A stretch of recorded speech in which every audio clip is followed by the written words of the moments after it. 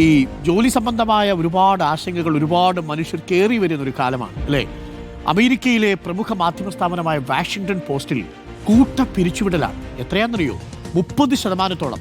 10-ൽ 3 പേരെ, 100-ൽ 30 പേരെ പിരിച്ചുവിട്ടു. ജോലി നഷ്ടമായവരിൽ നമ്മുടെ ശശി തരൂർ MP-യുടെ മകൻ ഇഷാൻ തരൂരുമുണ്ട്. വൻ സാമ്പത്തിക പ്രതിസന്ധിയെ തുടർന്നാണ് കൂട്ട പിരിച്ചുവിടൽ. നിലവിൽ ആമസോൺ സ്ഥാപകൻ ജെഫ് ബെസോസിന്റെ ഉടമസ്ഥതയിലാണ് വാഷിംഗ്ടൺ പോസ്റ്റ്. ക്ഷമ സദാനന്ദനുണ്ട്. ക്ഷമ, ഗുഡ് മോർണിംഗ് ക്ഷമ. വാർത്ത കേൾക്കുമ്പോൾ നമുക്കും ആശങ്കയുണ്ട്. വളരെ പ്രശസ്തമായ മാധ്യമ സ്ഥാപനം വാഷിംഗ്ടൺ പോസ്റ്റ്, അവിടെ ജോലി കിട്ടുക എന്ന് പറയുന്നത് തന്നെ ഏതൊരു മാധ്യമ പ്രവർത്തകന്റെയും സ്വപ്നമാണ്. ഇപ്പോൾ വരുന്ന വിവരം അനുസരിച്ച് സാമ്പത്തിക പ്രതിസന്ധിയിലാണ്. 30% പേരെ പിരിച്ചുവിട്ടു എന്ന് പറഞ്ഞാൽ അതൊരു ചെറിയ സംഖ്യയല്ല. നമ്മുടെ ഇഷാനടക്കം ഇതൊന്നും ഇന്ത്യയിലെ തന്നെ ഒരു ബ്യൂറോ ചീഫിനെയും പിരിച്ചുവിട്ടിട്ടുണ്ട്, ഒരു വർമ്മ അല്ലേ? തീർച്ചയായും അരുൺകുമാർ, 145 വർഷത്തെ പാരമ്പര്യമുള്ള പത്രമാണ് വാഷിംഗ്ടൺ പോസ്റ്റ്.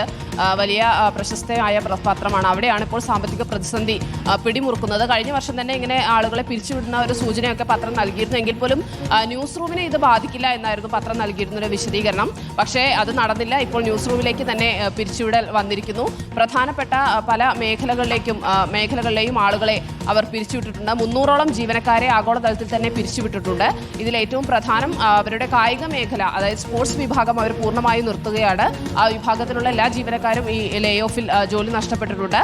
മറ്റൊന്ന്, യുദ്ധമുഖങ്ങളിൽ യുക്രൈനിൽ നിന്നും ജെറുസലേമിൽ നിന്നൊക്കെ ഗാസ, പശ്ചിമേഷ്യൻ ഭാഗങ്ങളിൽ നിന്നുള്ള ബ്യൂറോകളൊക്കെ നിർത്തിയിട്ടുണ്ട്. കീവിലെ ബ്യൂറോ ചീഫിനെയും പിരിച്ചുവിട്ടിട്ടുണ്ട്. ജെറുസലേമിലെ ബ്യൂറോ ചീഫിനെ പിരിച്ചുവിട്ടിട്ടുണ്ട്. നമ്മുടെ ഇന്ത്യയിലെ ബ്യൂറോ ചീഫ് പ്രാൻഷു ശർമ്മയും ഈ കൂട്ടത്തിൽ പിരിച്ചുവിട്ടപ്പെട്ടിട്ടുണ്ട്. Asia, India, Delhi, Latin America, പശ്ചിമേഷ്യ ഭാഗങ്ങളിൽ നിന്നാണ് ആളുകൾ കൂടുതൽ പിരിഞ്ഞു പോയിരിക്കുന്നത്. എന്തായാലും ഇവരുടെ വാഷിംഗ്ടൺ പോസ്റ്റിന്റെ ഒരു രാജ്യാന്തര പ്രവർത്തനത്തെ ബാധിക്കുന്ന തരത്തിലാണ് ഈ ഒരു പിരിച്ചുവിടൽ വന്നിരിക്കുന്നത്. അതിൽ ഏറ്റവും പ്രധാനം കായിക വിഭാഗം പൂർണ്ണമായും പിരിച്ചുവിട്ടു എന്നുള്ള തരത്തിലാണ്. അനിവാര്യമായ ഒരു പുനഃസംഘടനയാണ് എന്നാണ് ഈ വാഷിംഗ്ടൺ പോസ്റ്റ് ഇതുമായി നൽകുന്ന ഒരു വിശദീകരണം. എന്തായാലും ആമസോണിന്റെ ഉടമസ്ഥതയിലാണ് വാഷിംഗ്ടൺ പോസ്റ്റ് ഇപ്പോൾ ഉള്ളത്. നേരത്തെ നമുക്കറിയാം, ഒരു 6 മാസത്തിനുള്ളിൽ ആമസോണിൽ നിന്ന് തന്നെ 30,000-ഓളം ജീവനക്കാരെ പിരിച്ചുവിട്ടിരുന്നു. ആ പിരിച്ചുവിടൽ ഇപ്പോൾ അതിന്റെ ഉടമസ്ഥയിലുള്ള മറ്റ് സ്ഥാപനങ്ങളിലേക്കും ബാധിക്കുന്നു എന്ന് വേണമെങ്കിൽ പറയാം. 300 ജീവനക്കാരെയാണ് ഇപ്പോൾ വാഷിംഗ്ടൺ പോസ്റ്റിൽ നിന്നും പിരിച്ചുവിട്ടിരിക്കുന്നത്. അരുൺ, ഓക്കെ, അതെന്തായാലും അല്പം ആശങ്കപ്പെടുത്തുന്ന വാർത്തയാണ് ക്ഷമ.